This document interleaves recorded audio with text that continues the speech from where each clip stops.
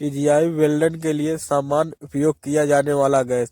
तो टीजीआई वेल्डिंग के लिए हम आर्गन का उपयोग करते हैं। ऑप्शन जो दिया है सी ऑप्शन, तो सी ऑप्शन सही होगा यहाँ से।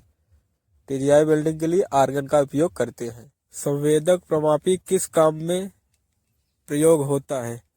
तो संवेदक प्रमापी हमारा जो होता है दो मिलन पृष्ठ के बीच का अंतर जांचने के लिए होता है।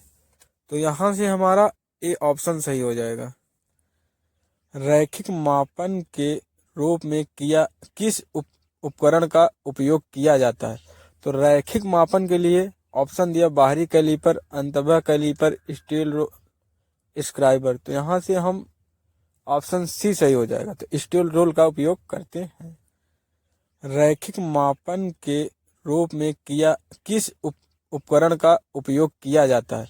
तो रैखिक मापन के लिए ऑप्शन दिया बाहरी कैलीपर, अंतः कैलीपर, स्टील स्क्राइबर। तो यहाँ से हम ऑप्शन सी सही हो जाएगा। तो स्टील रोल का उपयोग करते हैं।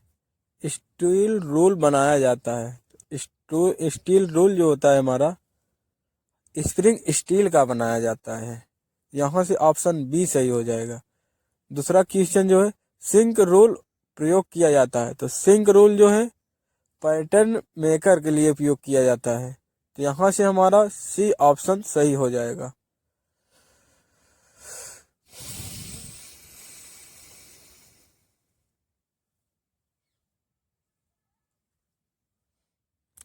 मार्किंग करते समय रेफरेंस सतह के द्वारा मिलती है।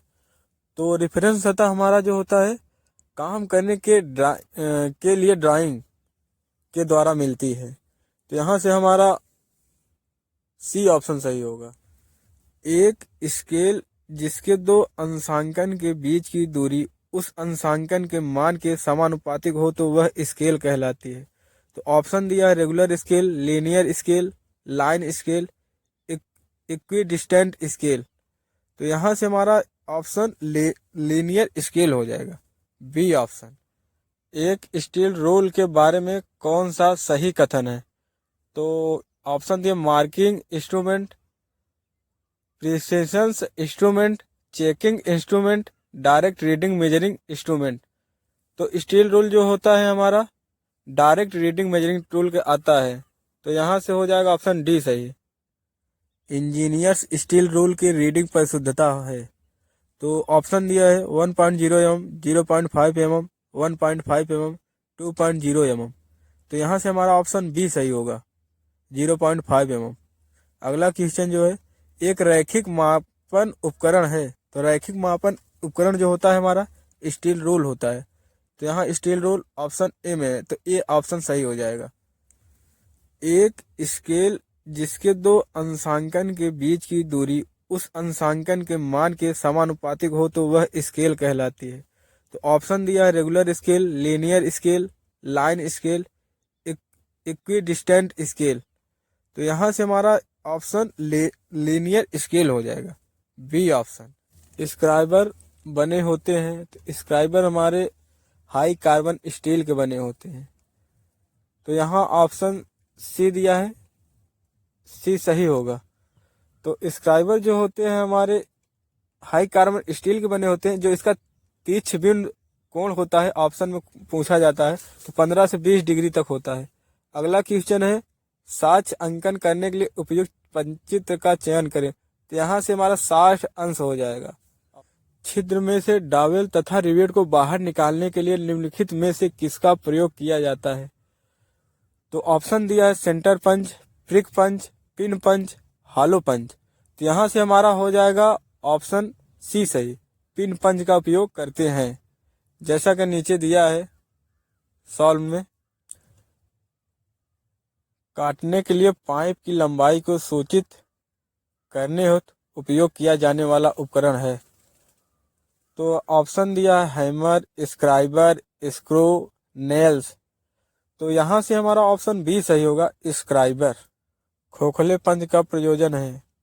तो ऑप्शन दिया बर्मा नोक को गहरा करना, चिन्ह लाइन को दृढ़ करना, गोल जाप के केंद्र को निर्धारित करना, पतले धात्विक चमड़े या कठोर फलक के सीटों में छिद्र लगाना। तो यहाँ से हमारा डी ऑप्शन सही हो जाएगा। ट्रेमल का क्या उपयोग है?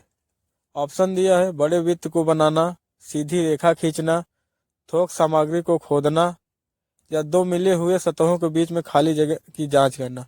तो ट्रेमल हम जो उपयोग करते हैं बड़े वृत्त बनाने के लिए। अंकित लाइन के साथ सुविधाजनक अंतरालों में छिद्रित चिन्ह लगाते हुए स्थिर चिन्ह लगाने को कहते हैं।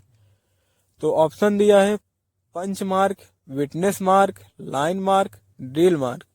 तो यहाँ से हो जाएगा हमारा विटनेस मार्क।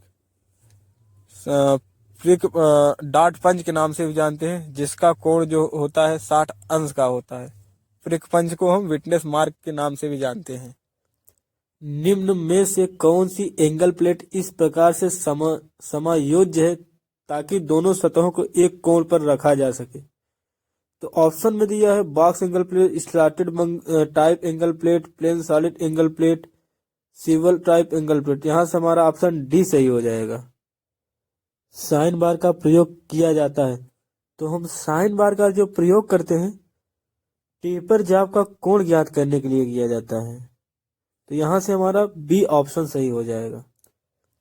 निम्न में से कौन सी एंगल प्लेट इस प्रकार से समायोज्य है ताकि दोनों सतहों को एक कोण पर रखा जा सके?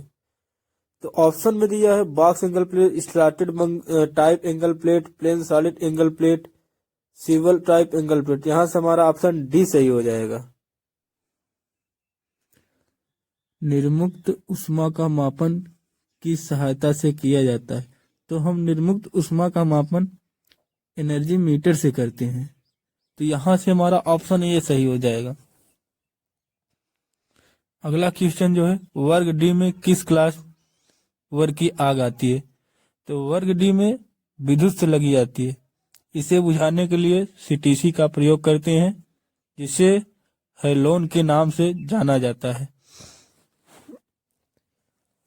एक पिंड में उपस्थित सामग्री की मात्रा को कहते हैं। तो एक पिंड में उपस्थित सामग्री को मात्रा को हम द्रव्यमान कहते हैं। यहाँ से ऑप्शन हमारा ए सही हो जाएगा। लंबाई मापन की ब्रिटिश प्रणाली में निम्न में से कौन सा बेस यूनिट आधार इकाई है? तो यहाँ ऑप्शन दिया है ए में metre, millimetre, inch, the imperial standard yard. तो यहाँ से हमारा डी ऑप्शन सही हो जाएगा, द इंपीरियल स्टैंडर्ड यार्ड। और अगला क्वेश्चन जो है एक यार्ड में कितने इंच के बराबर होते हैं? तो एक यार्ड में 36 इंच के बराबर होते हैं। चित्र में दर्शाया गया चिन्ह निम्न में से वर्ग में आता है। तो ऑप्शन दिया है a prohibited sign, warning sign, mandatory sign, information sign. तो यहाँ से हमारा ऑप्शन डी सही हो जाएगा, इंफॉर्मेशन साइन। चित्र में दर्शाया गया चिन्ह किस वर्ग में आता है? तो चित्र में दर्शाया गया जो चिन्ह है वो हमारे मैंडेटरी साइन के अंतर्गत आता है। तो यहाँ से हमारा ऑप्शन ए सही हो जाएगा। एक माइक्रोमीटर किसके बराबर होता है? तो एक माइक्रोमीटर हमारा 0.001 मिलीमीटर के बराबर होता है। तो यहाँ सॉल्यूशन भी दिया है इसका, तो यहाँ से ए ऑप्शन सही हो जाएगा हमारा। चित्र में दर्शाया गया चिन्ह में से वर्ग में आता है, तो ये जो होता है हमारा वार्निंग साइन के अंतर्गत आता है। तो यहाँ से हमारा ऑप्शन बी सही हो जाएगा, वार्निंग साइन।